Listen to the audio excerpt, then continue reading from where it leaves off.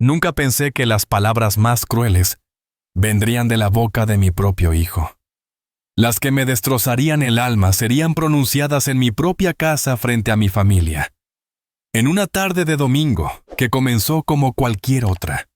Pero lo que él no sabía, lo que ninguno de ellos sabía, es que cada palabra, cada insulto, cada plan que tramaban en mi contra, yo lo estaba grabando todo. Me llamo Fernando Gutiérrez. Tengo 68 años y esta es mi historia. Antes de continuar quisiera pedirte algo. Si mi historia te toca el corazón, si en algún momento sientes que esto también podría pasarte a ti o a alguien que conoces, por favor, quédate hasta el final. Porque lo que vas a escuchar no es solo mi historia, es una advertencia. Es una lección. Y tal vez, solo tal vez, pueda salvarte de cometer los mismos errores que yo cometí. Ese día comenzó como un domingo cualquiera. El sol entraba por las ventanas de mi casa en Salamanca. Esa casa que construí con mis propias manos hace 40 años. Esa casa donde nacieron mis 3 hijos. Esa casa donde mi esposa María y yo habíamos planeado envejecer juntos, rodeados de nietos y risas. Pero María ya no está. Hace 2 años que el cáncer se la llevó y desde entonces esta casa se siente demasiado grande. Demasiado vacía.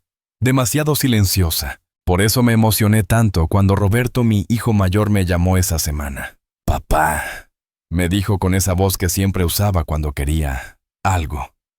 «Cristina y yo queremos ir a comer el domingo. Hace mucho que no pasamos tiempo contigo». Mi corazón se llenó de esperanza. Hacía meses que no los veía. Meses que las visitas se habían vuelto cada vez más cortas, más frías. Pero ese día pensé sería diferente. Ese día recuperaríamos lo que habíamos perdido. Qué ingenuo fui. Preparé todo con mis propias manos. Limpié la casa hasta que brilló. Cociné la paella que a Roberto le encantaba de niño, esa receta que María me enseñó y que yo había perfeccionado durante años. Puse la mesa con el mantel bueno, el que solo usábamos en ocasiones especiales. Saqué las copas de cristal que fueron regalo de boda. Todo tenía que ser perfecto. Cuando llegaron, algo en mi interior se estremeció. No fue la llegada cálida que esperaba. Roberto entró sin siquiera saludarme con un abrazo. Cristina, mi nuera, ni siquiera me miró a los ojos. Solo inspeccionó la casa con esa mirada fría que siempre me había incomodado. «Hola, papá», dijo Roberto secamente. «¿Qué calor hace aquí? ¿No puedes poner el aire acondicionado?» Tragué saliva. «Claro, hijo, lo enciendo ahora mismo». Nos sentamos a la mesa. Serví la paella con manos temblorosas tratando de iniciar conversación. «¿Cómo está el trabajo?» «¿Y los niños?» Respuestas cortas. Monosílabos. Miradas entre ellos que no podía descifrar. Y entonces sucedió. Roberto dejó caer el tenedor contra el plato con un ruido que resonó en toda la casa. El sonido del metal contra la porcelana me heló la sangre. «Papá», dijo, y el tono de su voz no era el de mi hijo, era el de un extraño lleno de resentimiento. «Tenemos que hablar». Mi corazón comenzó a latir más rápido. «Claro, hijo. Dime». «Cristina y yo hemos estado hablando». Hizo una pausa mirando a su esposa, quien asintió con esa sonrisa que nunca llegaba a sus ojos. «Esta casa es demasiado grande para ti. Estás solo. Te estás poniendo viejo. Ya no puedes mantener todo esto». Sentí como el aire abandonaba mis pulmones. Yo estoy bien. Puedo cuidar de mí mismo y de mi casa». «No, papá. No puedes». La voz de Cristina era dura, cortante. «Ayer hablamos con un abogado. Ya es hora de que pienses en mudarte a un lugar más apropiado para tu edad. Un lugar apropiado». Estaban hablando de un asilo. «Esta casa», continuó Roberto, y cada palabra era como un cuchillo en mi pecho. «Tiene mucho valor. Podríamos venderla, usar el dinero para pagar una buena residencia para ti y, bueno», se encogió de hombros. «También nos vendría bien un poco de ayuda financiera. Los niños necesitan ir a un colegio privado. Tenemos deudas». Me quedé paralizado. No podía creer lo que estaba escuchando. Esta era la casa que construí. La casa donde crecieron. La casa que María y yo... No. Mi voz sonó más firme de lo que me sentía. «Esta casa es mi hogar. No voy a venderla. Y entonces Roberto dijo las palabras que nunca olvidaré. Las palabras que cambiaron todo. Se levantó de la silla tirándola hacia atrás con violencia. Su rostro se contorsionó en una mueca de ira que nunca le había visto. Y gritó con una voz llena de veneno. Eres un viejo avaricioso. Siempre has sido un egoísta. Mamá lo decía. Solo piensas en ti mismo. Ni siquiera piensas en tus nietos, en tu propia familia. Prefieres quedarte solo en esta casa enorme como un ermitaño amargado, en lugar de ayudar a tu propia sangre. El silencio que siguió fue ensordecedor. Cristina sonrió, una sonrisa triunfante, y yo me quedé ahí sentado en la cabecera de mi propia mesa, en mi propia casa, sintiendo cómo mi mundo se desmoronaba. Pero había algo que ellos no sabían, algo que cambiaría todo. Me llamo Fernando Gutiérrez. Tengo 68 años. Nací en un pequeño pueblo de Salamanca en 1957, cuando España todavía estaba encontrando su camino después de años difíciles. Mi padre era carpintero, un hombre de manos callosas y corazón noble, que me enseñó que el trabajo honrado es la única riqueza verdadera. Mi madre, Dolores, cosía ropa para las familias del pueblo y cantaba mientras trabajaba llenando nuestra humilde casa de luz, incluso en los días más oscuros. Crecí sin lujos, pero nunca nos faltó amor. Éramos pobres en dinero, pero ricos en valores. Recuerdo las noches frías de invierno cuando nos acurrucábamos alrededor de la estufa y mi padre nos contaba historias mientras mi madre remendaba nuestras ropas gastadas. No teníamos televisión ni juguetes caros, pero teníamos algo que muchos niños de hoy no tienen: una familia unida. Cuando cumplí 14 años, dejé la escuela. No porque no quisiera estudiar, sino porque mi familia me necesitaba. Mi padre había enfermado y alguien tenía que mantener a mis 3 hermanos menores. Comencé a trabajar en una fábrica textil en Salamanca. El trabajo era duro, las horas eran largas, pero nunca me quejé. Cada peseta que ganaba iba directamente a casa para comprar pan para pagar el médico de mi padre, para asegurar que mis hermanos pudieran seguir estudiando. Fue en esa fábrica donde conocí a María. Dios mío, María. Incluso ahora, 2 años después de su muerte, pronunciar su nombre me llena los ojos de lágrimas. Ella trabajaba en la sección de bordados con esos dedos delicados que podían crear maravillas con hilo y aguja. Tenía 17 años cuando la vi por primera vez con su pelo negro recogido en una trenza y esos ojos color miel que brillaban incluso bajo la luz tenue de la fábrica. Me enamoré de ella al instante. Pero yo era un joven sin educación, sin dinero, sin más que mis manos y mi voluntad de trabajar. ¿Qué podía ofrecerle? Durante un año entero solo la observé desde lejos, sin atreverme a hablarle. Hasta que un día ella se me acercó. Fernando, me dijo con esa sonrisa que iluminaba todo a su alrededor.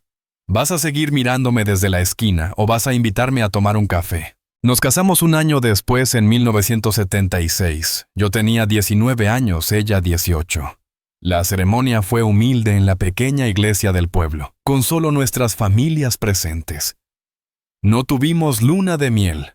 No teníamos dinero para eso.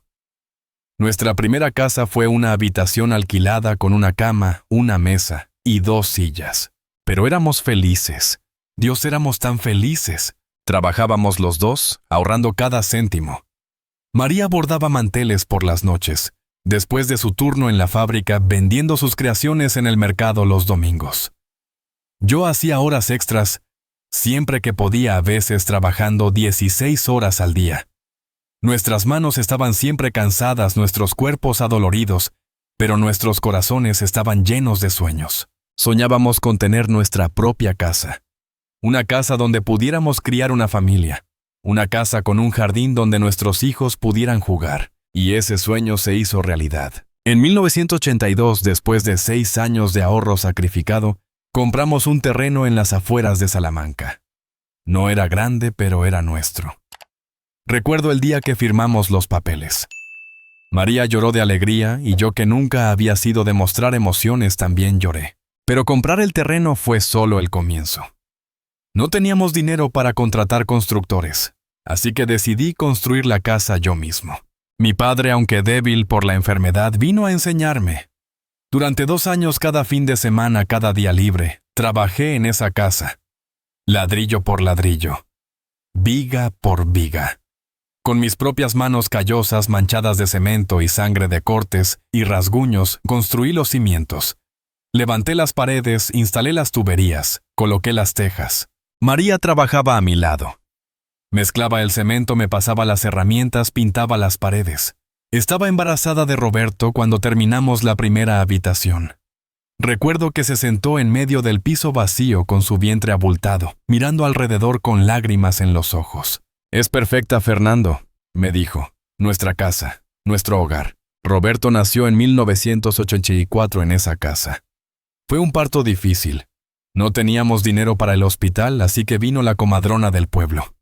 Fueron las 18 horas más largas de mi vida, escuchando los gritos de María desde la otra habitación, sintiendo mi corazón destrozarse con cada gemido de dolor. Pero cuando finalmente escuché el llanto de mi hijo, cuando la comadrona salió con ese pequeño bulto envuelto en mantas, y lo puso en mis brazos, todo el dolor, todo el miedo desapareció. «Es un niño fuerte», dijo la comadrona, «como su padre». Miré a ese pequeño ser con sus ojos cerrados y sus puños apretados, y le hice una promesa silenciosa. Le prometí que nunca pasaría hambre, que tendría todo lo que yo no tuve, que estudiaría, que sería alguien en la vida, y cumplí esa promesa. Trabajé más duro que nunca.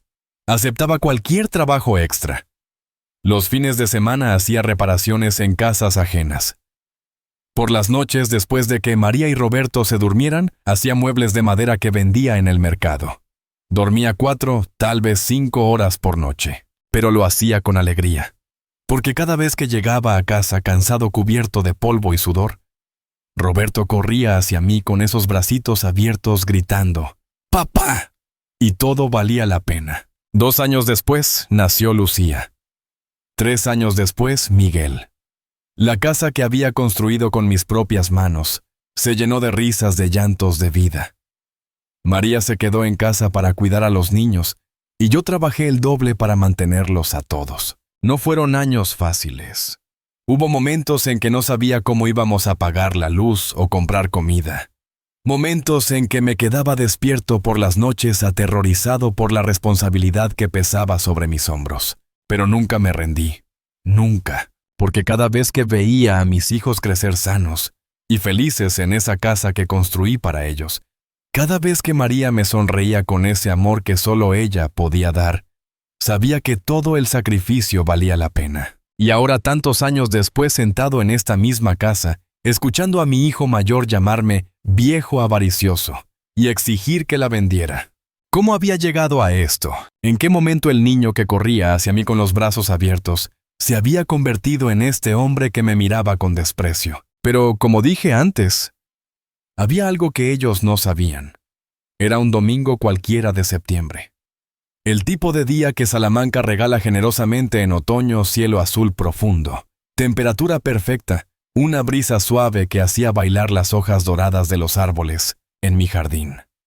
Desde la ventana de mi cocina podía ver cómo el sol iluminaba las tejas rojas de mi casa. Esas tejas que yo mismo había colocado hace 40 años, una por una, con paciencia y amor. Me había levantado temprano esa mañana como siempre.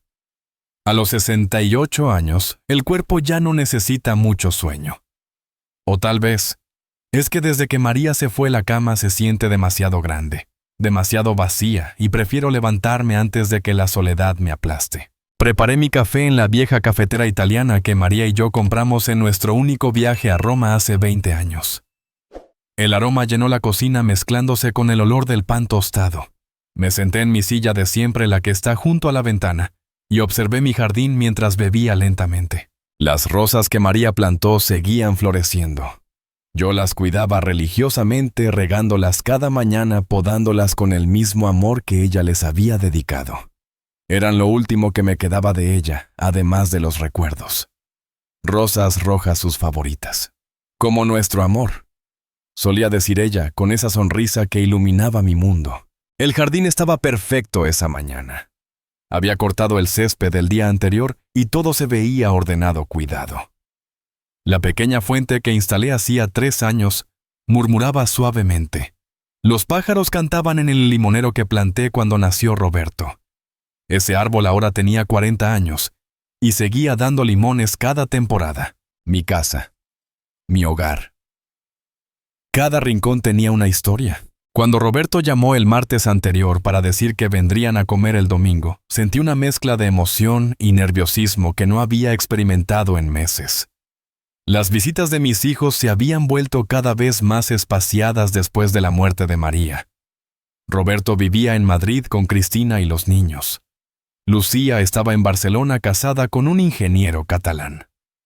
Miguel había emigrado a la Argentina hace 5 años buscando mejores oportunidades. Papá, me había dicho Roberto por teléfono. Hace mucho que no te veo. Cristina y yo queremos pasar el domingo contigo. ¿Te parece bien si vamos a comer? Mi corazón casi salta de alegría. Por supuesto, hijo. Me encantaría. ¿A las 2? Perfecto, cocinaré tu paella favorita. Hubo un silencio extraño al otro lado de la línea. Uno de esos silencios que mirando atrás ahora debería haberme alertado. Pero yo estaba tan emocionado con la idea de ver a mi hijo que no presté atención. Está bien, papá, hasta el domingo. Y colgó. Sin preguntarme cómo estaba. Sin charlar unos minutos, solo el plan, la hora y adiós. Pero yo me aferré a esa migaja de atención como un náufrago a un pedazo de madera. Por fin mi hijo vendría a casa. Por fin tendríamos tiempo juntos. Pasé toda la semana preparándome. El miércoles fui al mercado y compré los ingredientes más frescos que encontré: gambas grandes y rojas, mejillones, calamares, azafrán de primera calidad, arroz bomba, pimientos rojos dulces, guisantes tiernos. No escatimé en gastos. Quería que todo fuera perfecto. El jueves limpié la casa de arriba a abajo. Aunque la mantenía ordenada esa semana, la dejé impecable. Pasé la aspiradora por cada rincón, lavé las ventanas, hasta que brillaron, saqué brillo a los muebles de madera. Incluso limpié el cuarto de Roberto, que había permanecido intacto desde que se fue de casa hace 20 años. Su habitación estaba exactamente como la dejó. Los pósters de fútbol en las paredes, los trofeos de sus años en el equipo juvenil, sus libros de la escuela, la cama con la colcha azul que María le había cosido. A veces entraba ahí solo para sentir su presencia, para recordar cuando era un niño que me esperaba en la puerta después del trabajo, cuando me abrazaba y me decía: «Te quiero, papá». ¿Dónde había quedado ese niño? El viernes fui a la peluquería.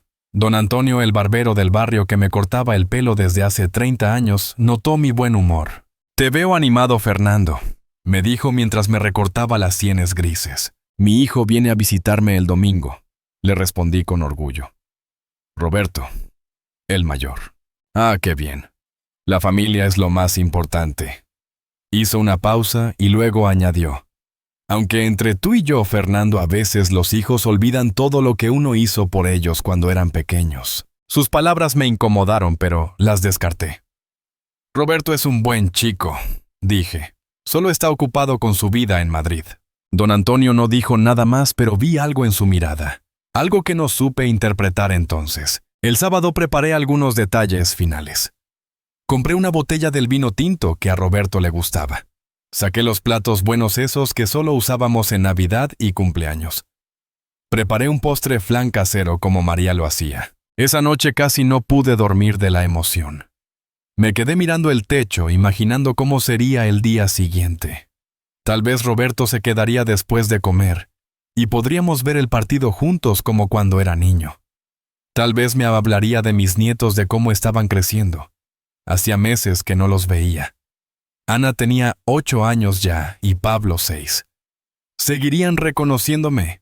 ¿Sabrían quién era su abuelo? El domingo me levanté a las 6 de la mañana, aunque ellos no llegarían hasta las 2 de la tarde. Desayuné rápido y comencé con los preparativos de la paella. Piqué los ajos, los pimientos, los tomates. Preparé el caldo de pescado. Limpié las gambas y los mejillones con cuidado meticuloso. A las 11 la cocina ya olía a gloria.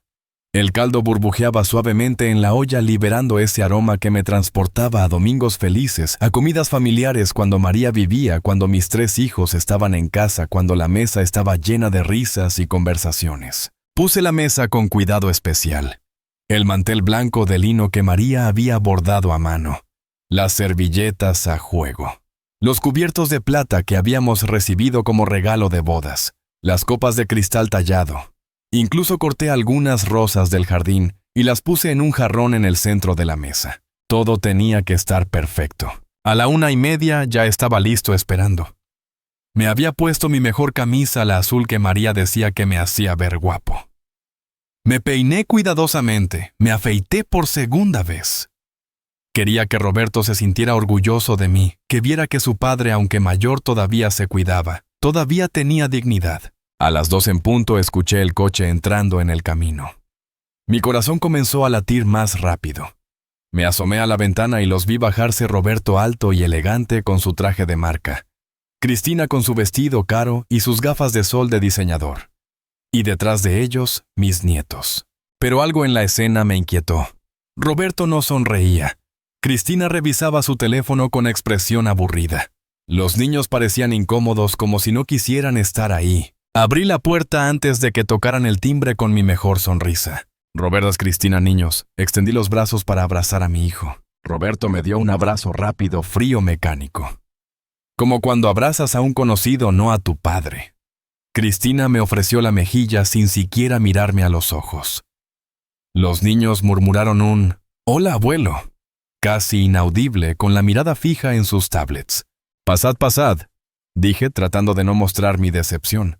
«Está todo listo, he preparado paella, la que te gusta, Roberto». «¿Qué calor hace aquí, papá?», fue lo primero que dijo Roberto al entrar. «No, qué bonita está la casa. O huele delicioso. Gracias por preparar todo esto. Solo una queja sobre la temperatura. Enciendo el aire acondicionado enseguida», me apresuré a decir. Cristina pasó junto a mí sin decir palabra y se dirigió directamente al salón. La vi mirando alrededor con esos ojos críticos que siempre me habían hecho sentir incómodo. Tocó la repisa de la chimenea con un dedo como inspeccionando si había polvo. Miró los cuadros en las paredes, esos cuadros que María y yo habíamos coleccionado durante años, con una expresión de desdén. «Los niños pueden comer en la cocina, ¿verdad?», preguntó sin siquiera mirarme. «Es que se manchan mucho y no queremos arruinar tu mantel bueno». Sentí una punzada en el pecho. Había puesto 4 platos en la mesa del comedor, imaginando una comida familiar todos juntos. Pero tragué mi orgullo. «Por supuesto, como prefieras». Los niños fueron llevados a la cocina con sus tablets. Ni siquiera protestaron, ni siquiera preguntaron por la paella. Solo se sentaron enchufados a sus pantallas en completo silencio. Roberto, Cristina y yo nos sentamos a la mesa del comedor.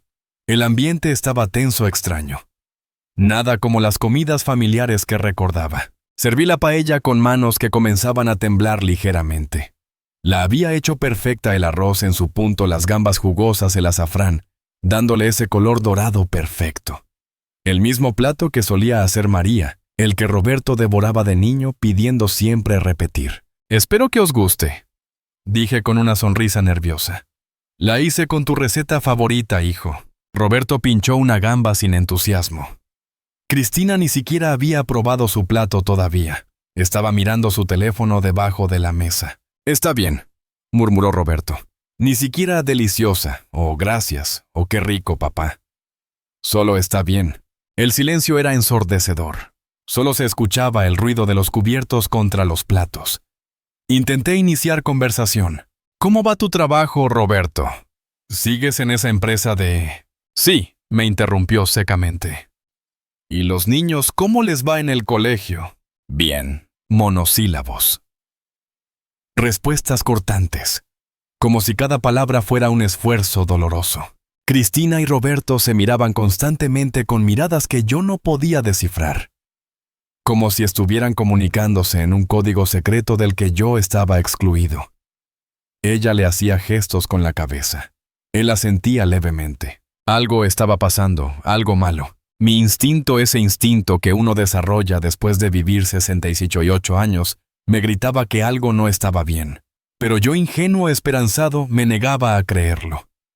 Me aferraba a la idea de que esto era solo un mal día, que las cosas mejorarían, que en cualquier momento Roberto sonreiría y todo volvería a ser como antes. Observé cómo Cristina dejaba su servilleta sobre la mesa. Apenas había tocado su comida. Roberto masticaba lentamente, pero su mandíbula estaba tensa. Sus ojos evitaban los míos. Desde la cocina podía escuchar el sonido de las tablets de los niños. Esta no era la comida familiar que había imaginado. Este no era el reencuentro que había soñado. Esto era otra cosa. Algo frío. Algo calculado. Y entonces Roberto dejó caer el tenedor. El ruido del metal contra la porcelana resonó en toda la casa como un disparo. Todo lo que vino después cambiaría mi vida para siempre. El silencio después de ese ruido fue ensordecedor. Mis ojos fueron del tenedor en el plato al rostro de mi hijo. Y lo que vi allí me heló la sangre. No era el rostro del niño que había criado. Era el rostro de un extraño. Un extraño con una expresión dura, calculada, fría. «Papá», dijo y su voz sonaba diferente. Controlada. Como si hubiera ensayado este momento. «Tenemos que hablar». Mi garganta se cerró. Mis manos que sostenían el tenedor comenzaron a temblar ligeramente. «Claro, hijo. Dime. ¿Pasa algo?» Cristina se acomodó en su silla, cruzó las piernas y me miró directamente por primera vez desde que había llegado. Sus ojos no mostraban calidez, solo determinación.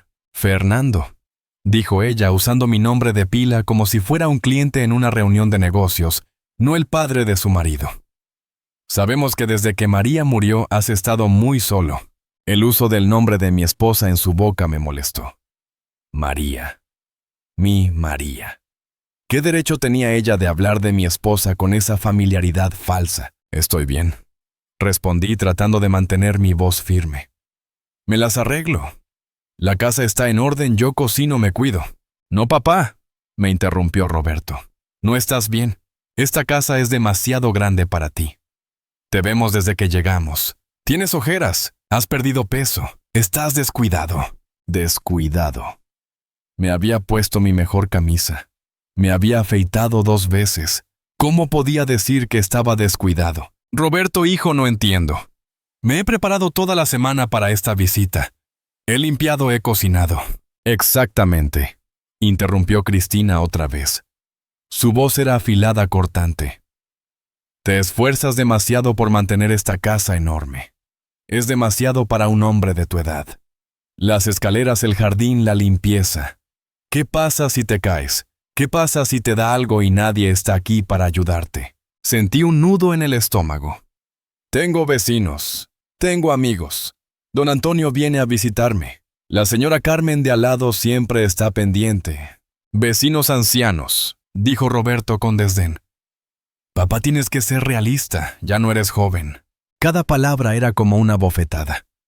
«Ya no eres joven. Como si tener 68 años me convirtiera en un inválido. Como si no pudiera pensar por mí mismo. Roberto», dije, y mi voz comenzó a quebrarse. «Esta es mi casa. La construí con mis propias manos. Cada ladrillo, cada viga. Aquí naciste tú. Aquí nacieron tus hermanos. Aquí viví con tu madre durante 40 años. No puedes pedirme que...». «No te estamos pidiendo», dijo Cristina y su tono era frío como el hielo. «Te estamos diciendo lo que es mejor para ti». Roberto se inclinó hacia adelante apoyando los codos sobre la mesa. La mesa que yo había barnizado, pulido y cuidado durante décadas.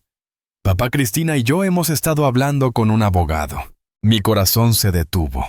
«¿Un abogado? ¿Por qué necesitaban un abogado?» «Hemos consultado sobre tus opciones», continuó Roberto. «Hay residencias muy buenas en Salamanca. Lugares especializados para personas mayores. Tendrías atención médica las 24 horas, compañía, actividades, comida preparada». «Noti», susurré.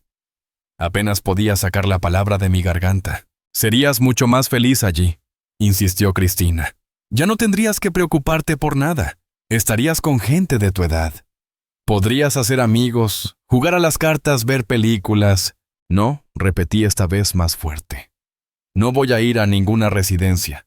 Esta es mi casa. Me quedo aquí». Roberto suspiró con exasperación, como si yo fuera un niño terco que no entendía lo que era bueno para él.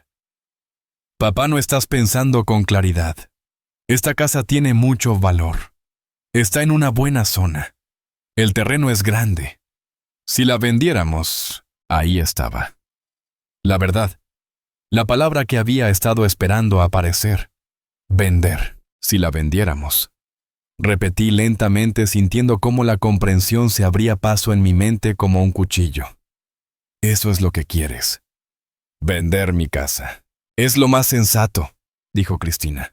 El dinero de la venta pagaría la residencia y... bueno, ¿y qué? Pregunté, aunque ya sabía la respuesta. Roberto se encogió de hombros evitando mi mirada. El resto del dinero podría dividirse.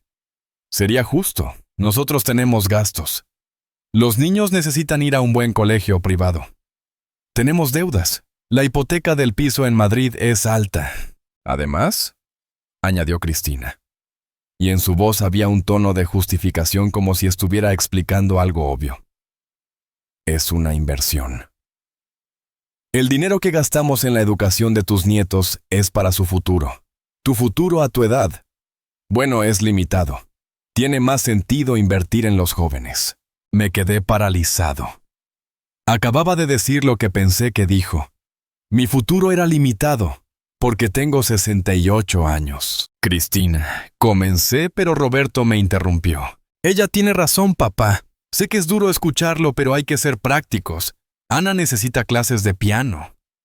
Pablo quiere jugar al tenis. El colegio nos cuesta 500 euros al mes por cada niño. Más los materiales, las excursiones, las actividades extraescolares. Yo trabajé en una fábrica textil desde los 14 años. Dije, y mi voz temblaba de emoción contenida. Trabajé turnos dobles triples para que tú pudieras ir a la universidad. Para que tuvieras todo lo que yo no tuve. Nunca te pedí nada a cambio. Por eso mismo, papá. Roberto se inclinó más cerca y su voz adoptó un tono condescendiente que me revolvió el estómago. Por eso ahora tienes que dejarnos ayudarte. Tú nos cuidaste. Ahora nosotros decidimos qué es mejor para ti. ¿Decidís vosotros? La rabia comenzó a burbujear dentro de mí. ¿Decidís por mí? Tengo 68 años, no soy un niño. Tengo todas mis facultades, puedo tomar mis propias decisiones. ¿En serio? La voz de Cristina era sarcástica. Como cuando el mes pasado te caíste en el jardín y te quedaste allí tirado durante 1 hora hasta que don Antonio te encontró. Me quedé helado. ¿Cómo sabía eso? Había sido un resbalón tonto, nada serio. Un tropezón. Me había levantado con un moretón nada más. No se lo había contado a nadie excepto... «Don Antonio te llamó», dije comprendiendo. «Te llamó a ti. Estaba preocupado por ti», dijo Roberto. «Como deberías estar tú. ¿Y si hubiera sido algo grave? Y si te hubieras roto la cadera, podrías haber muerto ahí solo, y nadie lo habría sabido hasta días después». Sentí que el piso se movía bajo mis pies. Don Antonio, mi amigo de 30 años, me había traicionado. O tal vez solo estaba preocupado. Pero ¿por qué llamar a Roberto? ¿Por qué no hablar conmigo primero? Fue solo una caída, dije débilmente. Pasa. A cualquiera le pasa. A tu edad, dijo Cristina remarcando cada palabra. Una caída puede ser fatal. ¿Papá? Roberto se recostó en su silla y suspiró como si estuviera cansado de esta conversación. Hemos tomado una decisión. Ya hablamos con el abogado. Ya miramos residencias. La semana que viene vienen a tasar la casa. El mundo se detuvo. ¿Qué? Vienen a tasar la casa. Repitió Roberto más despacio, como si yo fuera duro de oído. Para saber cuánto vale, para poder venderla rápido. No, dije levantándome de la silla. Mis piernas temblaban, pero me mantuve de pie. No, esta es mi casa. No vais a venderla. No vais a... Papá, siéntate, ordenó Roberto. Estás alterándote, y eso no es bueno para tu presión. No me voy a sentar. Mi voz salió más alta de lo que pretendía, más desesperada. Esta es mi casa. La construí yo. Está a mi nombre. No podéis venderla sin mi permiso. Cristina y Roberto se miraron. Fue una mirada que duró solo un segundo, pero vi algo en ella que me aterrorizó. Complicidad. Conspiración. Como si hubieran previsto exactamente esta reacción y tuvieran preparada una respuesta. Por supuesto que necesitamos tu permiso, dijo Cristina con una sonrisa que no llegaba a sus ojos. Por eso estamos aquí, para convencerte de que firmes los papeles. ¿Firmar qué papeles? Roberto sacó un sobre de su chaqueta. Lo puso sobre la mesa con un golpe seco. El poder notarial. Solo necesitamos que lo firmes. Te dará una vida más fácil, papá. Sin preocupaciones. Nosotros nos encargaremos de todo. Miré ese sobre como si fuera una serpiente venenosa. Un poder notarial. ¿Para qué? Para que podamos tomar decisiones por ti, explicó Roberto, y lo dijo con tal naturalidad que me dio náuseas. Sobre tus finanzas, tu salud, tu vivienda, todo lo que necesites. Así no tendrás que preocuparte de nada. Es por tu bien, Fernando, añadió Cristina. A tu edad estas decisiones son complicadas. Dejas que nosotros nos ocupemos. Retrocedí un paso alejándome de la mesa. De ellos. De ese sobre maldito. No voy a firmar nada. Papá, no seas terco. No soy terco. Soy vuestro padre, no un inválido. Nadie ha dicho que seas inválido, dijo Roberto y su paciencia parecía agotarse. Pero tienes que ser realista. Esta casa es demasiado. El mantenimiento es caro. Los impuestos son altos. El dinero que gastas aquí podría usarse mejor. Usarse mejor. En vuestras deudas. En el colegio privado de los niños. Sentí la rabia creciendo dentro de mí como una ola. Eso es lo que soy para vosotros. Un banco. Una inversión. No seas dramático, espetó Cristina. Somos familia. Las familias se ayudan mutuamente. Ayuda. Me reí, pero fue una risa amarga sin alegría. Llamáis ayuda a quitarme mi casa. A encerrarme en una residencia. A quitarme mi independencia. Roberto se levantó también su rostro enrojecido. Eres un egoísta. Siempre lo has sido. Mamá lo decía. Solo piensas en ti mismo, en tu casa, en tus cosas. Ni siquiera piensas en tus nietos, en tu propia familia. Esas palabras me golpearon como un puño en el estómago. Tu madre decía eso, María. Tu madre pensaba que yo era egoísta. Claro que sí, continuó Roberto, y ahora las palabras salían como veneno. Siempre trabajando, nunca en casa. Siempre tu negocio, tus proyectos, tu dinero. Nunca tiempo para ella. Murió sola en un hospital mientras tú estabas. ¡Basta!, grité, y mi voz se quebró. No te atrevas a hablar de tu madre, no te atrevas a usar su memoria para justificar esto. Tu madre y yo construimos esta vida juntos. Ella estaba orgullosa de esta casa. Ella estaría de acuerdo con nosotros, dijo Cristina fríamente. Si estuviera aquí, te diría que es hora de dejar ir. Las lágrimas amenazaban con caer, pero no iba a darles esa satisfacción. No iba a llorar delante de ellos. Salid de mi casa. ¿Qué? Salid, ahora, los dos. Llevad a los niños y salid de mi casa. Papá está siendo irracional. ¡Fuera! Mi grito resonó en toda la casa. ¡Fuera de mi calabozo! Usted ya. Soy bope si suca quizás de la. Tu papá boa, apoada. Roberto me miró con una expresión que nunca olvidaré. No era tristeza. No era arrepentimiento. Era desprecio puro. Eres un viejo avaricioso, dijo con veneno en cada sílaba. Un viejo egoísta y avaricioso que prefiere quedarse solo en esta casa enorme como un ermitaño amargado en lugar de ayudar a su propia familia. Prefieres tu orgullo, tus malditos ladrillos antes que tus propios nietos. Antes que tu propia sangre. Roberto, susurré sintiendo cómo mi corazón se hacía pedazos. No. Continuó y su voz era ahora puro odio. Mamá siempre te defendió. Siempre encontraba excusas para ti. Pero yo lo sabía, siempre supe que eras un tacaño, que valorabas más el dinero que a las personas. Esta casa es más importante para ti que tus propios hijos. Eso no es cierto, ¿no? Se acercó a mí, y por un momento temí que fuera a golpearme. Entonces firma los papeles. Demuestra que tu familia te importa más que estas 4 paredes. Demuéstralo. Cristina se levantó también recogiendo su bolso. Piénsalo bien, Fernando, porque si no firmas voluntariamente hay otras formas. Podemos demostrar que no estás en condiciones de tomar decisiones. Las caídas. Los olvidos. Don Antonio puede testificar. El médico también. ¿Me estáis amenazando? Te estamos diciendo la verdad, dijo Roberto. Podemos hacer esto por las buenas o por las malas. Tú decides. Yo ya he decidido. ¡Fuera! Roberto recogió el sobre de la mesa. Muy bien, pero esto no se queda así. Volveremos. Y la próxima vez vendremos con el abogado. Estás cometiendo un error, papá, dijo Cristina mientras caminaba hacia la puerta. Un gran error. Los niños, pregunté débilmente. Ni siquiera les dejáis despedirse. No necesitan ver a su abuelo actuando como un loco, respondió Roberto con crueldad. Vamos, niños. Nos vamos.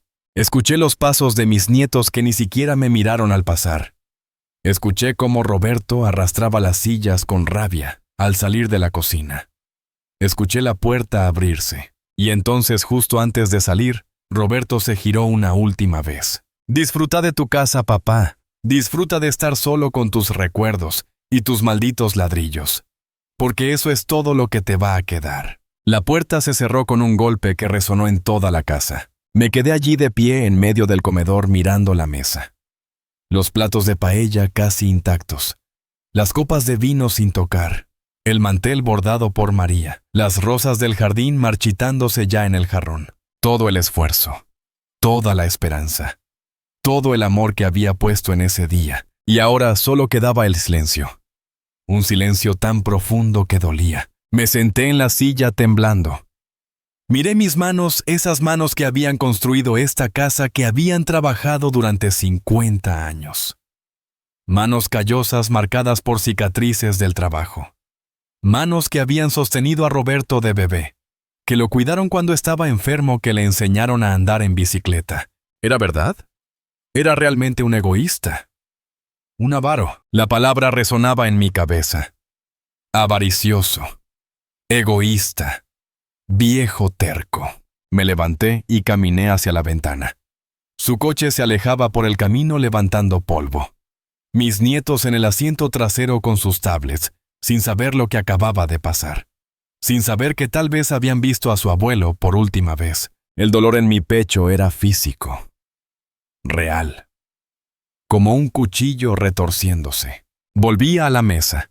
La paella estaba fría. Todo ese esfuerzo para nada. Recogí los platos con manos temblorosas. El de Roberto casi lleno. Apenas había probado bocado. Había venido solo por esto. Solo para exigirme que vendiera mi casa. Llevé los platos a la cocina. El agua caliente me quemaba las manos. Necesitaba sentir algo. Algo que no fuera este vacío horrible. Realmente María había dicho esas cosas sobre mí. Pensaba que era egoísta. No. María me conocía. Sabía por qué trabajaba tanto. Era por ellos. Todo por ellos. Terminé de lavar y miré el reloj. Las 3:30. Habían estado aquí menos de 2 horas. 2 horas que destruyeron años. Caminé al salón y me senté en mi sillón. El sillón donde solía sentarme con María, donde veíamos televisión juntos. Estaba solo.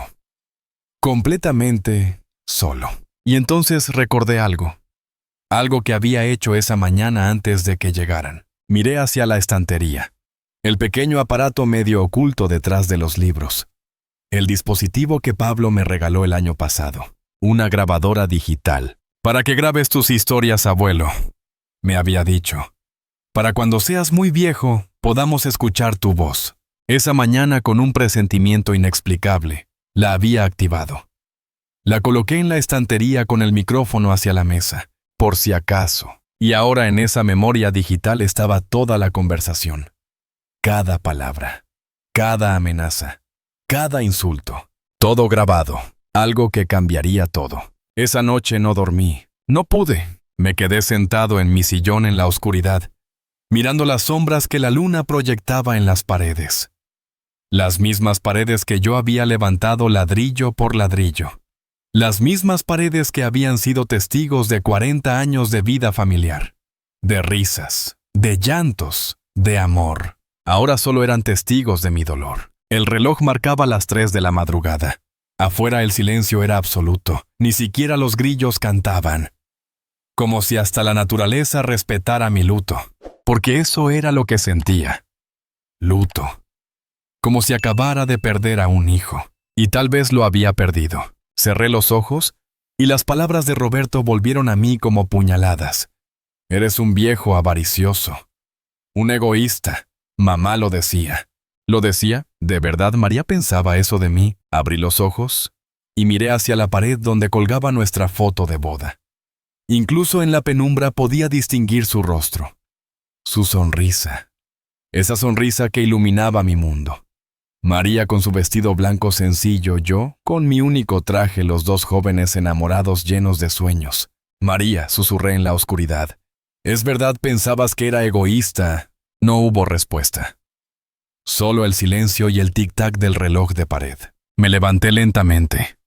Mis rodillas protestaron. El cuerpo de un hombre de 68 años no está hecho para quedarse sentado durante horas sin moverse. Caminé hasta la cocina. Necesitaba agua. Necesitaba algo que calmara la sequedad en mi garganta. Encendí la luz. La cocina todavía olía levemente a paella. El fregadero estaba limpio. Los platos guardados. Todo en orden. Como si nada hubiera pasado. Como si mi mundo no se hubiera derrumbado hace apenas 12 horas. Llené un vaso de agua y lo bebí despacio. El agua fría me quemó la garganta. ¿Cuándo había sido la última vez que había comido? No recordaba. No tenía hambre. El estómago se me había cerrado desde que ellos se fueron. Miré el reloj del microondas. Las 3:17 a.m. En unas horas amanecería. Un nuevo día. El primer día del resto de mi vida sin mi hijo, sin mi familia. Volví al salón. Pero esta vez no me senté en el sillón. Caminé hasta la estantería, hasta el pequeño dispositivo que seguía allí escondido detrás de los libros. La grabadora. La tomé con manos temblorosas. Era tan pequeña, tan insignificante. Y sin embargo contenía algo tan poderoso. La verdad. Presioné el botón de reproducción. Por un momento no pasó nada. Luego escuché mi propia voz distorsionada por la grabación. Espero que os guste. La hice con tu receta favorita, hijo. Se os ocupa. El sonido de los cubiertos. El silencio incómodo. Y entonces, la voz de Roberto. Papá, tenemos que hablar. Paré la grabación. No podía. Todavía no. Todavía dolía demasiado. Guardé la grabadora en el bolsillo de mi camisa justo sobre mi corazón, como si fuera un talismán, una protección. ¿Pero protección? ¿Contra qué? Contra mi propio hijo. Caminé hasta el cuarto de Roberto, ese cuarto que había mantenido intacto durante 20 años. Abrí la puerta lentamente. El olor a cerrado me golpeó. Hacía semanas que no entraba aquí. Encendí la luz. Todo estaba exactamente como lo dejó. Los pósters de fútbol amarillentos por el tiempo. La cama con la colcha azul que María había cosido. Los trofeos en la estantería. El escritorio donde había hecho sus deberes. Las fotos en la pared. Roberto a los 5 años, sonriendo sin dientes. Roberto a los 10 con su primer uniforme de fútbol. Roberto a los 15 alto y desgarbado, con ese gesto de rebeldía adolescente. Me senté en su cama. Los muelles chirriaron. ¿Cuándo había sido la última vez que alguien se sentó aquí? Tomé una foto de la mesita de noche. Roberto tenía 7 años. Estábamos en la playa. Yo lo sostenía en mis hombros, él tenía los brazos extendidos como si fuera un avión. Los dos reíamos. El sol brillaba. Era verano. Éramos felices. ¿Dónde había quedado ese niño? ¿En qué momento se había convertido en el hombre que me llamó avaricioso? ¿Qué hice mal? Pregunté en voz alta a la fotografía. ¿En qué momento te perdí? Las lágrimas que había contenido todo el día finalmente comenzaron a caer. No podía pararlas. No quería pararlas. Lloré como no había llorado desde la muerte de María. Lloré por el hijo que había perdido, por la relación que se había roto, por las palabras que nunca podríamos borrar. Lloré hasta que no me quedaron más lágrimas, hasta que solo quedaron sollozos secos que me sacudían el cuerpo entero. Cuando finalmente me calmé, ya estaba amaneciendo. Los primeros rayos de sol entraban por la ventana del cuarto de Roberto. Un nuevo día. Me levanté. Me lavé la cara en el baño. El hombre que me miraba desde el espejo era un extraño. Ojos enrojecidos, arrugas profundas, pelo blanco despeinado. Un viejo.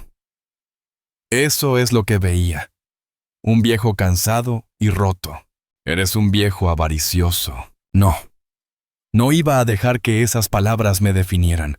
No iba a dejar que me destruyeran. Bajé a la cocina. Preparé café. El aroma me reconfortó levemente. Me senté en mi silla junto a la ventana y bebí lentamente mientras observaba mi jardín. Las rosas de María se movían suavemente con la brisa matutina. Los pájaros comenzaban a cantar.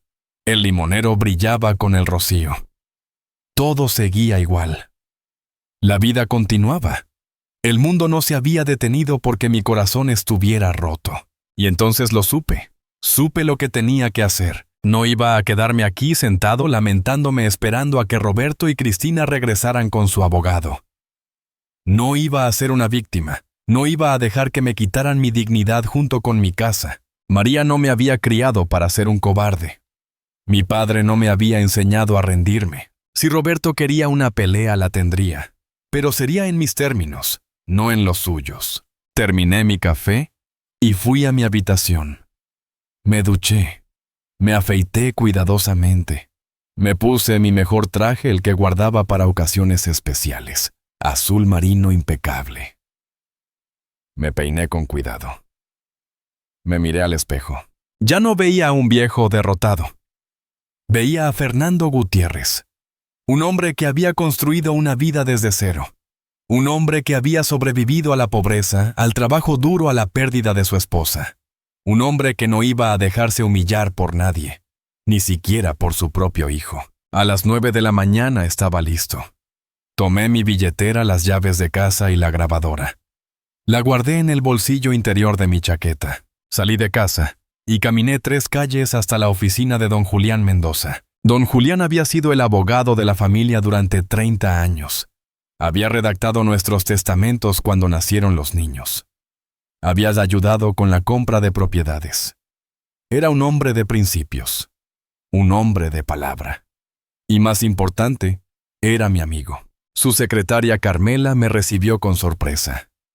Don Fernando, qué sorpresa. Tiene cita. No, Carmela. Pero necesito ver a don Julián urgentemente. Es importante. Algo en mi tono debió alertarla porque inmediatamente descolgó el teléfono. 2 minutos después me hizo pasar. Don Julián se levantó de su escritorio cuando entré. Era un hombre de mi edad, pelo completamente blanco, gafas de montura dorada, traje impecable. Nos dimos la mano. Fernando. Siéntate, por favor. ¿Qué te trae por aquí? ¿Está todo bien? Me senté frente a su escritorio. Respiré hondo. No, Julián. No está todo bien. Y entonces le conté todo. Desde la llamada de Roberto hasta el almuerzo desastroso. Desde las exigencias hasta las amenazas. Desde las palabras hirientes hasta la puerta cerrándose. Don Julián escuchó en silencio con expresión cada vez más seria. Cuando terminé, se recostó en su silla y se quitó las gafas para limpiarlas. Un gesto que yo sabía que hacía cuando estaba pensando profundamente. Fernando, dijo finalmente. ¿Tienes pruebas de todo esto? Saqué la grabadora de mi bolsillo y la puse sobre su escritorio. Está todo aquí, cada palabra, cada amenaza. Sus ojos se iluminaron. ¿Lo grabaste? Tuve un presentimiento. Activé la grabadora antes de que llegaran. Don Julián tomó el dispositivo. Puedo escuchar, asentí. Durante los siguientes 20 minutos, escuchamos la grabación completa. Don Julián no dijo nada. Solo escuchaba tomando notas ocasionalmente. Su expresión se volvía más oscura con cada minuto que pasaba. Cuando terminó, apagó la grabadora y la puso cuidadosamente sobre el escritorio. Me miró directamente a los ojos. Fernando, esto es grave, muy grave. Lo sé. Lo que tu hijo está intentando hacer. Intentar conseguir un poder notarial mediante coerción. Amenazar con declararte incapaz sin base médica. Eso no solo es inmoral, es ilegal. Sentí un nudo en el estómago. Ilegal. Sí. Si lleváramos esto a un juez, Roberto podría enfrentar cargos por intento de abuso de persona mayor, coerción, tal vez hasta fraude. No quiero meter a mi hijo en la cárcel, Julián. Lo entiendo.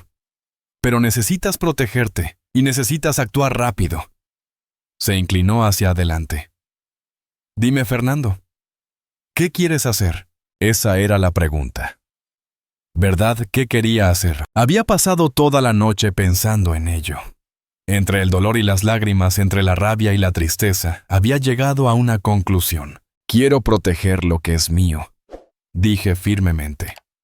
Mi casa, mi dignidad, mi derecho a tomar mis propias decisiones. ¿Y tu relación con tu hijo? Tragué saliva. Esa pregunta dolía. Si mi hijo solo me quiere por mi dinero, por mi casa, entonces no tengo un hijo. Tengo a alguien que espera mi muerte para heredar. Y eso, Julián, eso no es familia. Don Julián asintió lentamente. Entiendo. Entonces esto es lo que vamos a hacer. Pasamos las siguientes 2 horas planificando. Don Julián tomaba notas, hacía llamadas, consultaba documentos legales. Era meticuloso, profesional, y estaba indignado en mi nombre. Primero, me explicó, vamos a actualizar tu testamento. Dejaremos muy claro quién hereda qué y bajo qué condiciones.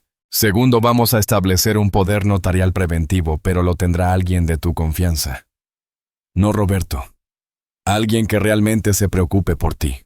¿Tienes a alguien en mente? Pensé en Lucía, mi hija. Ella vivía en Barcelona, pero siempre había sido cariñosa. O Miguel en Argentina. Pero estaban tan lejos. Mi hermano Antonio, dije finalmente. Vive aquí en Salamanca. Es 3 años menor que yo. Siempre hemos sido cercanos. Perfecto, lo contactaremos. Tercero, continuó don Julián. Vamos a preparar una declaración legal de tu capacidad mental. Necesito que veas a un médico que haga una evaluación completa, para que quede claro que estás en plenas facultades. ¿Cuándo? Hoy mismo si es posible. Tengo un colega médico que puede recibirte esta tarde. Asentí. Lo que sea necesario.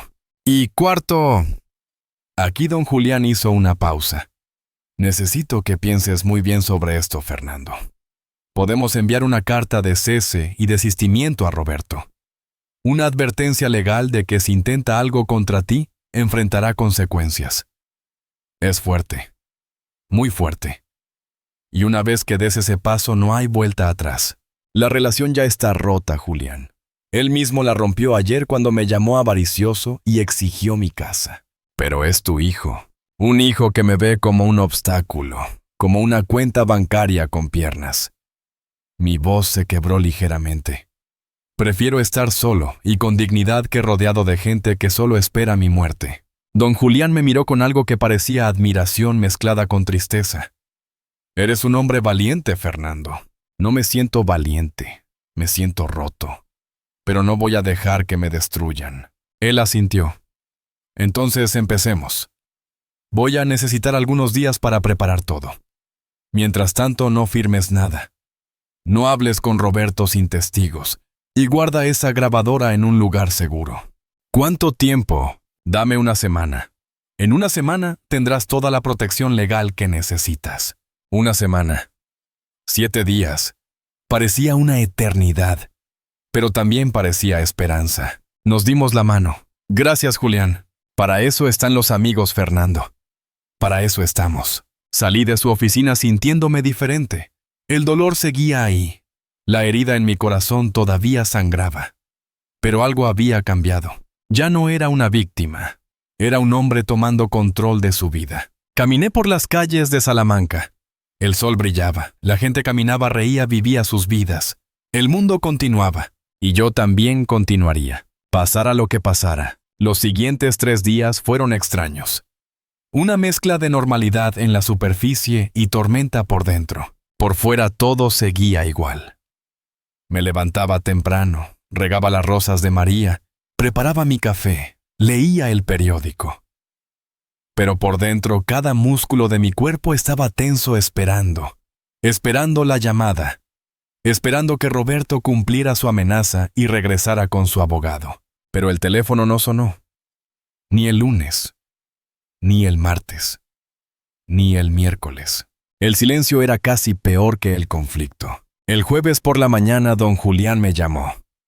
Fernando, los documentos están listos. Puedes venir a mi oficina a las 2. Allí estaré. Llegué 15 minutos antes. La ansiedad no me dejaba quieto. Carmela me ofreció café que no pude beber. Las manos me temblaban demasiado. Cuando don Julián me hizo pasar, no estaba solo. En su oficina había otro hombre. Alto de unos 50 años, traje gris impecable, maletín de cuero. Fernando, dijo don Julián, te presento al notario don Alfonso Ruiz. Está aquí para certificar tu nueva documentación. Nos dimos la mano. Su apretón era firme, profesional. Don Fernando, dijo con una voz grave y seria. Don Julián me ha explicado su situación. Lamento mucho lo que está pasando. Nadie debería sufrir esto de su propia familia. Sus palabras me tocaron más de lo que esperaba. Era la primera vez que alguien además de don Julián validaba mi dolor, que reconocía que lo que Roberto había hecho estaba mal. Gracias, murmuré. Pasamos la siguiente hora revisando documentos. El Nuevo Testamento. El poder notarial para mi hermano Antonio, quien había aceptado inmediatamente cuando lo llamé. La evaluación médica que certificaba que estaba en plenas facultades mentales. Todo estaba ahí negro sobre blanco, protegido por el peso de la ley. «Firma aquí», indicaba don Alfonso. «Y aquí, y aquí». Cada firma era un acto de protección. Cada rúbrica era un escudo contra lo que pudiera venir. Cuando terminamos, don Julián sacó otro documento. Este era diferente. Más corto. Más directo. «Esta es la carta de cese y desistimiento», explicó. «Si la firmamos, se la enviaremos a Roberto por correo certificado. Le advertiremos legalmente que cualquier intento de obtener tu propiedad o declararte incapaz sin base médica resultará en acciones legales inmediatas». Miré el documento. Era tan simple, tan definitivo. «Una vez que firmes esto», continuó don Julián suavemente, «no hay vuelta atrás, Fernando. Esto es declarar guerra legal». Mi mano se quedó suspendida sobre el papel. ¿De verdad quería hacer esto? ¿Enviar una amenaza legal a mi propio hijo? Pero entonces recordé sus palabras. «Eres un viejo avaricioso». Recordé su desprecio, sus amenazas, su frialdad.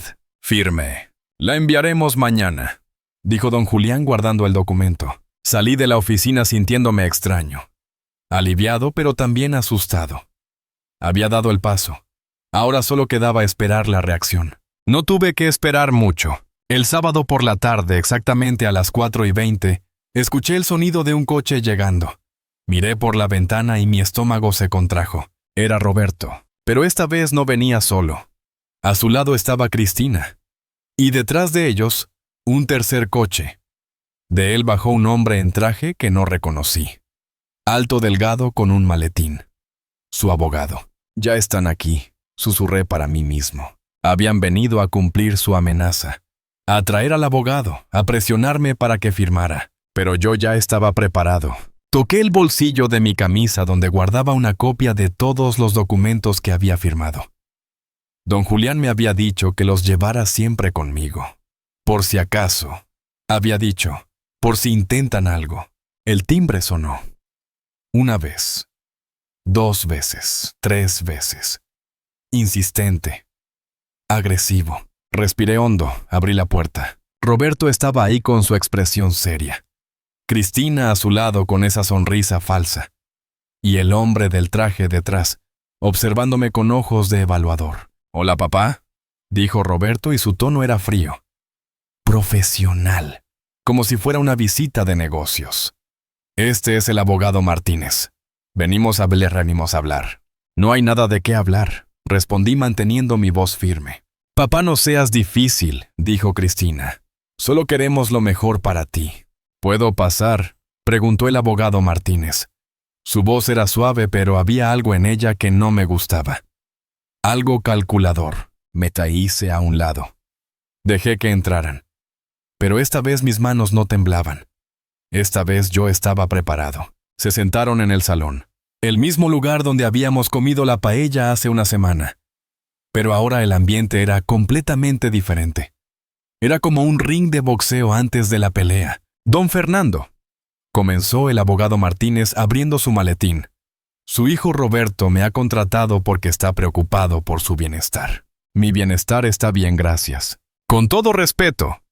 Continuó ignorando mi interrupción. Su hijo me ha informado que usted ha tenido varios incidentes recientemente. Caídas, olvidos. Comportamiento errático. Comportamiento errático. Sentí la rabia burbujeando.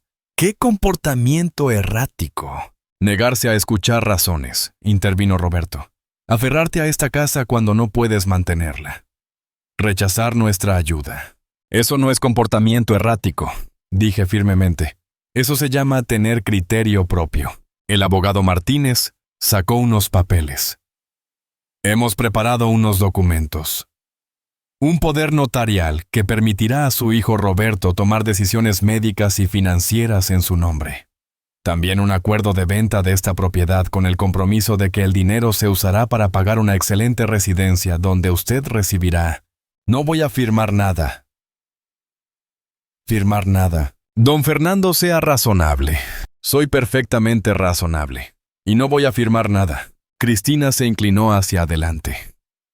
Fernando, no estás pensando claramente. A tu edad. A mi edad.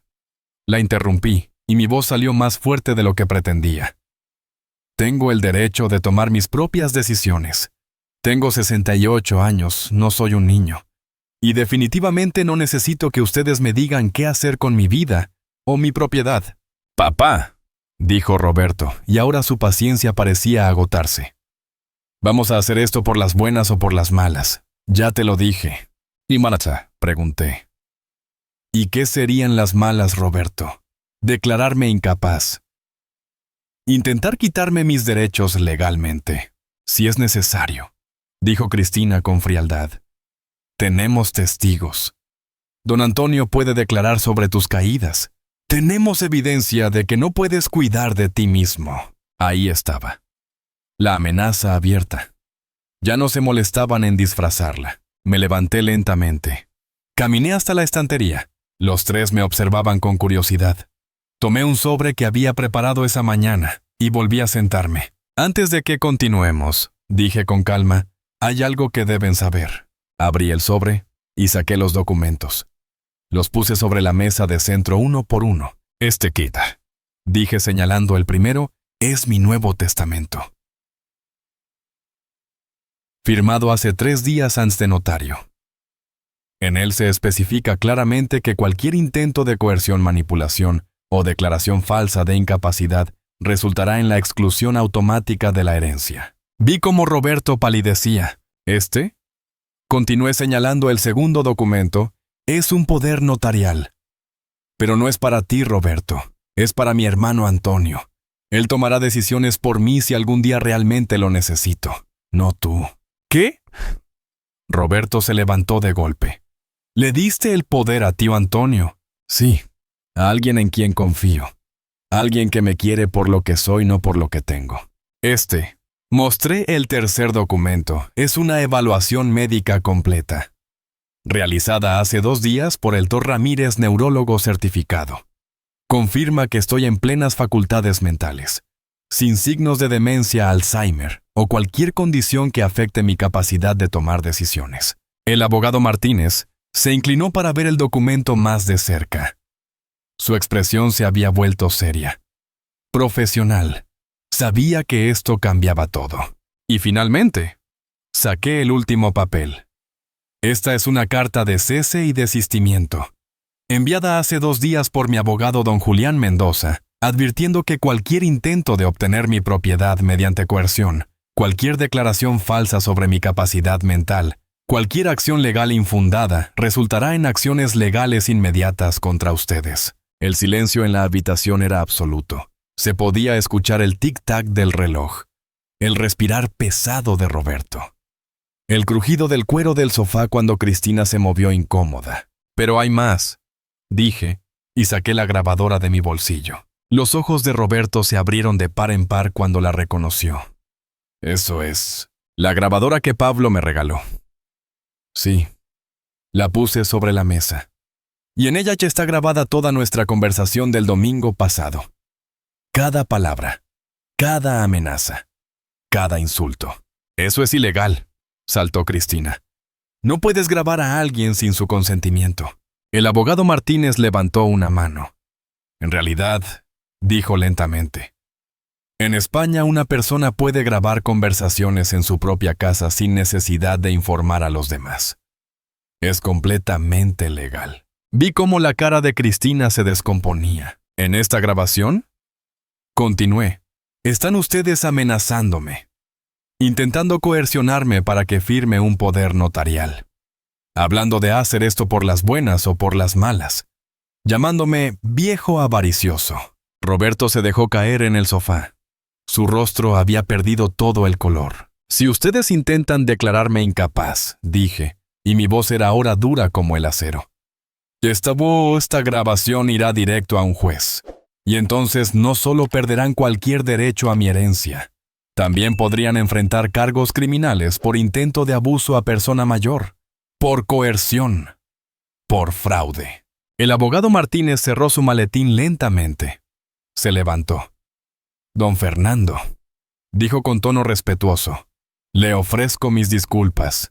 Me trajeron aquí con información falsa. Si hubiera sabido la situación real, nunca habría aceptado este caso. Se volvió hacia Roberto y Cristina. Mi consejo profesional es que se retiren inmediatamente. No tienen base legal para ninguna acción contra su padre. Y si continúan por este camino, yo no los representaré. Pero, comenzó Cristina. Sin pero, señora, dijo Martínez firmemente.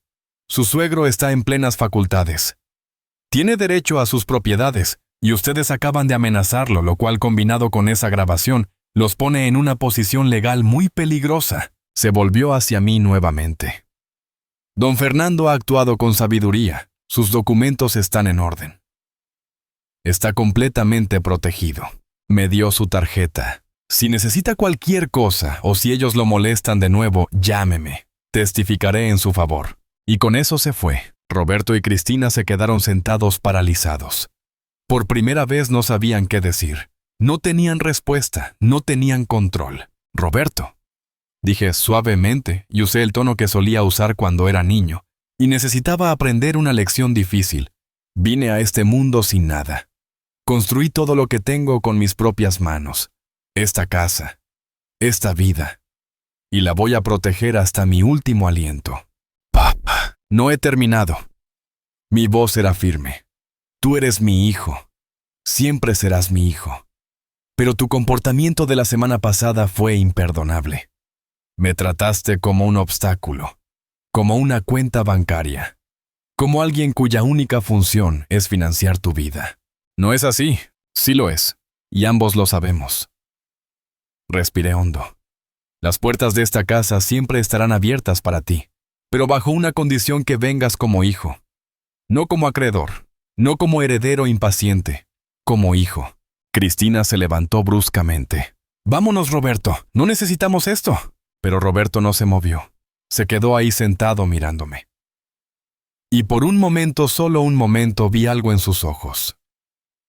Arrepentimiento, vergüenza. No estaba seguro. No, lo siento, papá, susurró finalmente. Cristina lo tomó del brazo. Roberto, vámonos. Él se levantó lentamente. No dijo nada más. Solo me miró una última vez antes de salir. Escuché el motor del coche arrancar. Los vi alejarse por el camino. Esta vez, cuando la puerta se cerró, no sentí dolor. Sentí algo diferente. Sentí poder, sentí dignidad. Había ganado. Han pasado 6 meses desde aquel día. 6 meses desde que Roberto salió de mi casa después de escuchar la verdad. 6 meses desde que recuperé no solo mi dignidad, sino también mi paz. La vida tiene una forma curiosa de enseñarnos lecciones, cuando menos las esperamos. Esa tarde, después de que se fueron, me senté en mi jardín. Las rosas de María se movían suavemente con la brisa. El sol comenzaba a ponerse, pintando el cielo de naranjas y rosas. Y por primera vez en semanas sentí paz. No era la paz del que tiene todo. Era la paz del que ha defendido lo que es suyo. La paz del que ha dicho no, cuando todos esperaban un sí. La paz de la dignidad recuperada. Los días siguientes fueron extrañamente tranquilos. No hubo más llamadas amenazantes. No hubo más visitas con abogados. Roberto y Cristina simplemente desaparecieron de mi vida, como si nunca hubieran existido. Al principio, el silencio dolía. Cada vez que sonaba el teléfono y no era él, sentía una punzada en el pecho. Cada domingo, cuando preparaba la comida, recordaba que solía cocinar para mi familia. Ahora cocinaba solo para mí. Pero con el tiempo el dolor se transformó en algo diferente. En aceptación, en comprensión. Comprendí que algunos hijos ven a sus padres como personas. Otros los ven como bancos. Y duele, Dios sabe que duele descubrir en qué categoría caes. 3 semanas después del incidente, recibí una llamada que no esperaba. Era Lucía, mi hija, desde Barcelona. «Papá», su voz sonaba preocupada. «Acabo de hablar con Roberto. Me contó lo que pasó». Mi corazón se aceleró. ¿Qué le habría dicho? Que su padre era un viejo terco que se negaba a escuchar razones. «¿Y qué te dijo?», pregunté preparándome para lo peor. «Me dijo que intentó convencerte de vender la casa y que te negaste». Hizo una pausa. «Papá, ¿por qué no me llamaste? ¿Por qué no me contaste lo que estaba pasando? No quería preocuparte. Estás tan lejos. Papá, soy tu hija. Sin importar dónde estés, siempre voy a estar aquí para ti». Su voz se quebró ligeramente. Roberto estaba mal, muy mal. No tenía derecho a pedirte eso. Esa es tu casa, tu vida, tus decisiones. Las lágrimas comenzaron a caer por mis mejillas. No me había dado cuenta de cuánto necesitaba escuchar esas palabras. Que alguien de mi familia me validara. Que alguien viera las cosas como realmente eran. «Gracias, hija. Voy a ir a visitarte el mes que viene, con Jordi y los niños. Y papá, no para pedirte nada, solo para verte, para abrazarte, porque te extraño». Esa noche, lloré otra vez. Pero estas lágrimas eran diferentes. No eran de dolor, eran de alivio, de gratitud. Tenía una hija que me amaba por lo que era, no por lo que tenía. Miguel también llamó desde Argentina. Había hablado con Lucía y estaba furioso con Roberto.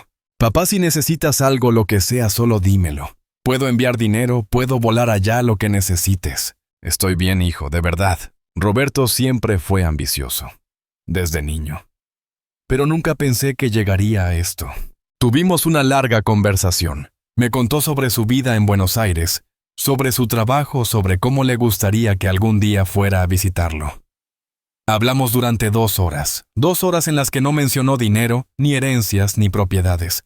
Solo padre e hijo conectando a través de miles de kilómetros. Los meses pasaron. El verano dio paso al otoño. Las hojas del limonero comenzaron a caer. La vida continuaba. Don Julián venía a visitarme cada 2 semanas. Nos sentábamos en el jardín, tomábamos café, hablábamos de todo y de nada. Nunca mencionaba a Roberto a menos que yo sacara el tema.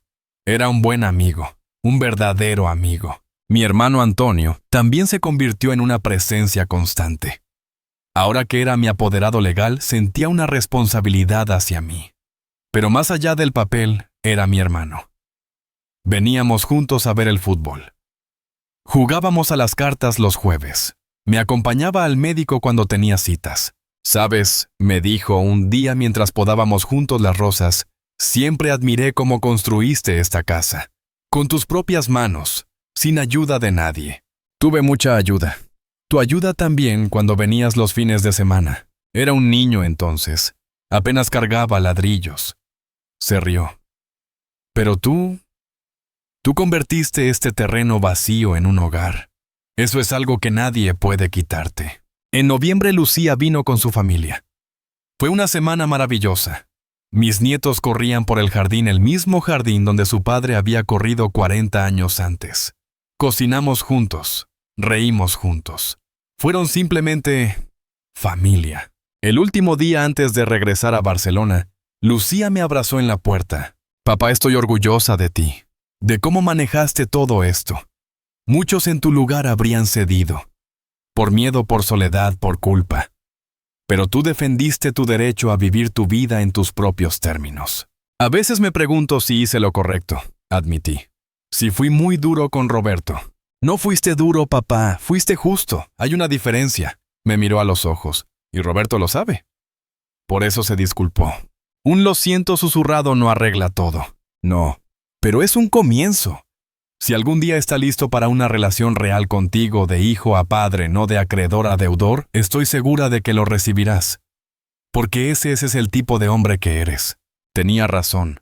Si Roberto algún día regresaba no por mi casa o mi dinero, sino por mí, la puerta estaría abierta.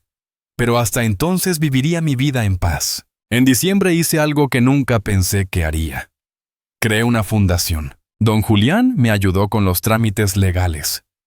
Destiné una parte significativa de mi patrimonio a una fundación que ayudaría a personas mayores a obtener asesoría legal gratuita, para que nadie más tuviera que enfrentar solo lo que yo enfrenté. La llamé Fundación María Gutiérrez, en honor a mi esposa. Ella siempre había sido generosa. Siempre había ayudado a los demás. Esto era una forma de mantener vivo su legado. Cuando se hizo pública la noticia recibí llamadas, cartas, emails, personas agradeciéndome, personas compartiendo sus propias historias de abuso familiar, de manipulación de hijos que solo esperaban heredar. Me di cuenta de que no estaba solo, que mi historia era la historia de miles, y que al compartirla, al defenderme, tal vez estaba dando valor a otros para hacer lo mismo. Una tarde de enero, exactamente 7 meses después del incidente, el timbre sonó. Abrí la puerta. Era Roberto. Venía solo. Sin Cristina, sin abogados. Solo él con los ojos enrojecidos y una expresión que no le había visto en años. «Papá», dijo y su voz se quebró. «¿Podemos hablar?» Lo dejé entrar. Nos sentamos en el salón, el mismo salón donde todo había explotado meses atrás. «He estado en terapia», comenzó. «Individual y de pareja. El terapeuta me hizo ver cosas que no quería ver. Esperé en silencio. Cristina y yo nos vamos a separar. No por esto específicamente, pero esto fue el catalizador. Me di cuenta de que me había convertido en alguien que no reconozco. Alguien que valoraba el dinero más que a las personas. Alguien que veía a su propio padre como un obstáculo. Las lágrimas corrían por su rostro ahora. «Papá, lo siento. De verdad lo siento. No espero que me perdones. No espero que todo vuelva a ser como antes. Solo necesitaba decirte que tienes razón, que estaba mal, que fui cruel». No dije nada inmediatamente. Dejé que el silencio hablara. «No quiero tu dinero», continuó. «No quiero tu casa. Solo quiero recuperar a mi padre. Si es que todavía hay algo que recuperar». Miré a mi hijo. Vi al niño que había sido. Vi al hombre en que se había convertido. Vi el dolor en sus ojos. «Roberto», dije finalmente, «el perdón no es algo que se da de la noche a la mañana. Se construye, con acciones, con tiempo, con consistencia». Lo sé, pero la puerta nunca estuvo cerrada. Solo necesitaba que entraras como hijo, no como heredero. Nos abrazamos. No fue el abrazo cálido de antes. Fue incómodo. Tentativo. Pero fue un comienzo. No sé qué pasará con Roberto y conmigo. Si reconstruiremos nuestra relación, o si esto es solo un momento de claridad que se desvanecerá. El tiempo lo dirá. Pero sí sé esto, hice lo correcto. Defendí mi dignidad. Protegí lo que era mío.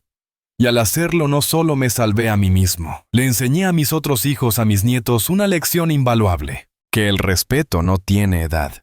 Que la dignidad no caduca.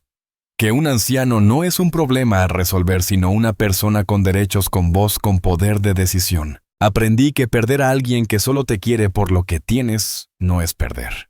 Es liberarse. Es ganar paz, es recuperar tu vida. Y aprendí que las familias verdaderas se construyen en el amor y el respeto, no en la sangre y las expectativas de herencia. Hoy, mientras escribo esto, sentado en mi jardín rodeado de las rosas de María con mi café matutino y el sol calentándome la cara, puedo decir con orgullo, tengo 68 años. Esta es mi casa, esta es mi vida. Y estas son mis decisiones. Y nadie, absolutamente nadie, puede quitarme eso. La dignidad no tiene edad. Y el amor verdadero no viene con contratos notariales, Si mi historia te tocó el corazón, si en algún momento viste reflejada tu propia situación o la de alguien que conoces, quiero que sepas que no estás solo, que tienes derechos, que mereces respeto y que nunca es tarde para defender lo que es tuyo. Me gustaría saber desde qué ciudad me estás escuchando. Me gustaría conocer tu historia. ¿Has vivido algo similar? ¿Conoces a alguien que esté pasando por esto? Cuéntamelo en los comentarios. Porque estas historias, estas conversaciones, son las que nos ayudan a todos a sentirnos menos solos. Mi nombre es Fernando Gutiérrez. Tengo 68 años. Vivo en Salamanca, España. Y esta fue mi historia. Una historia de traición, sí. Pero también de valor, de dignidad, de encontrar la fuerza cuando todos esperaban debilidad. Si mi historia puede ayudar a una sola persona a defenderse, a decir no, cuando siente que debe decir sí, a proteger su dignidad frente a la presión familiar, entonces todo lo que pasé habrá valido la pena. Comparte esta historia con alguien que la necesite escuchar, con ese padre o madre mayor que está siendo presionado, con ese amigo que siente que debe ceder su independencia para no causar problemas. Porque el mensaje es simple pero poderoso: tu vida es tuya. Tus decisiones son tuyas. Y mientras estés en plenas facultades mentales, nadie tiene derecho a quitarte eso. Gracias por escucharme. Gracias por acompañarme en este viaje. Y recuerda, la dignidad no se hereda, se defiende. Cada día, a cualquier edad. Un abrazo fuerte desde mi casa en Salamanca. La casa que construí con mis propias manos. La casa que seguirá siendo mía hasta el día que yo decida lo contrario. Hasta pronto, amigo. Y que tengas el valor de defender lo que es tuyo cuando llegue el momento. Fernando Gutiérrez, 68 años, Salamanca, España.